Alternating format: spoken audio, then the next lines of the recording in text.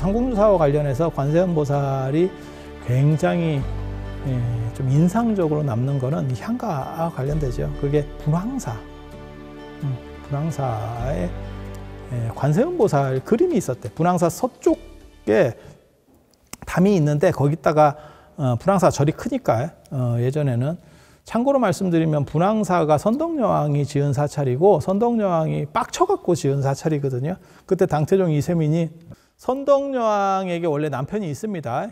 스포갈문왕. 그러니까 왕족이 진짜 왕의 아들로 왕이 된 사람이 아니면서 왕의 위치에 오르는 사람을 스포갈문왕이라고 그래요. 갈문왕이라고도 하고. 그러니까 뭔 뜻이냐면 선덕여왕이 왕의 피를 이었고 여왕이잖아요. 그러니까 이 여왕의 남편이야. 남편인데 남편을 신하로 할 수는 없잖아요. 그러니까 자기를 올려서 왕으로다가 추중해 주는 거예요. 이런 경우를 갈문왕이라 그래요. 우리도 비슷한 조선에도 그런 게 있죠. 뭐 대원군 뭐 이런 거 생각하시면 돼요. 아들은 왕인데 아버지는 왕이 아니야. 그런데 그 사람을 그냥 그렇다고 해서 낮추기도 애매하고 이러니까 조금 더 높여서 올려주는 걸 대원군이라고 그러잖아요. 우리가. 그런 것과 비슷한 상황들이라고 보시면 돼요.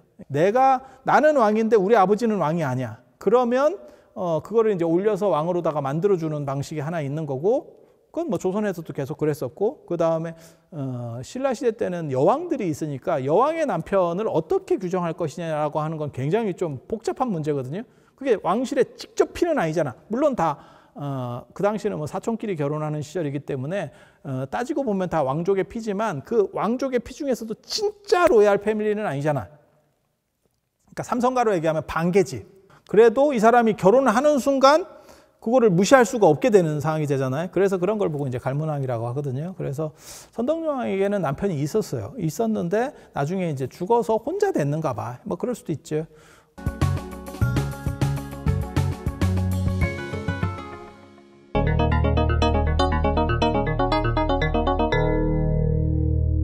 그렇게 된 상황에서 이제 그 모란꽃 전설 얘기가 나오는 거죠. 그게 이제 당태종이 모란꽃을, 이게 그 두 가지 설이 있습니다. 그게 공주 때 보냈다는 설이 있고 왕일 때 보냈다는 설이 있어요. 그게 삼국유사하고 삼국사이가 달라요. 그렇게 해서 보냈는데 그게 이제 향기 없는 꽃이었잖아요. 그러니까 너는 여자지만 여자가 아니야. 라고 하니까 선덕여왕이 이제 빡치기도 하고 아무리 여왕이라도 이제 조금 그렇죠. 너는 여자로서의 매력이 없어 라고 하는 거지. 그리고 그게 이제 희롱하는 거거든요. 어떻게 보면 요즘 말하는 성희롱이죠. 당태종이 젠더 감수성이 없었어. 그래서 무슨 일이 벌어지는 거냐면 신하들 앞에서 이제 조금 권위가 무너지게 되는 거죠. 그게 나중에 이제 비담 염종의 난, 반란까지 일어나는 아마 계기로 그런 식으로다가 한국사에서 이해를 하거든요. 그래서 그것을 왕권을 다시 세우기 위한 방법 중에 하나로 분황사를 창건했다라는 설이 있어요. 왜냐하면 분황사가 황제에게는 향기가 있다. 여기서 황제는 선덕여왕입니다. 황제에게는 향기가 있다. 그렇게 해서 분황사를 창건하고 거기에다 9층으로 된 지금 현재 분황사 3층 모전석 탑은 원래는 9층이었을 걸로 추정을 하거든요. 그리고 거기서 사리 장엄구가 나왔는데 거기에 바늘이라든지 이런 여성용품들이 나왔죠. 그래서 그런 스토리들과 연결되는 것이 아니냐, 뭐 이런 추측들이 있습니다. 그래서 분황사가 예전에 상당히 큰 절이었었고, 그렇다 보니까 그 절의 전각 중에서 서쪽 전각의 벽에 천수관음상이 그려져 있었대요. 그런데 이제 희명이라고 하는 애가 있었는데